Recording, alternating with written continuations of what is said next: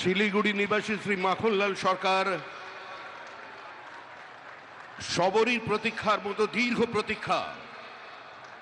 Bharat Keshari doctor Shyamaprasad Mukherjee, যিনি ভারতের সংবিধান এবং ভারতবর্ষের অখণ্ডতার জন্য এই বাংলায় জন্মগ্রহণ করে নিজের প্রাণ দিয়েছিলেন, যাকে কাশ্মীরের জেলে রহস্যজনকভাবে কার্যত খুন করা হয়েছিল, এবং তার সেই যাত্রার যিনি সহযোগী ছিলেন, সেই মাখনলাল সরকার ৯৭ বছর বয়স হয়েছে তার, তিনিও আজকের দিনে আমাদের এখানে এসে উপস্থিত হয়েছেন।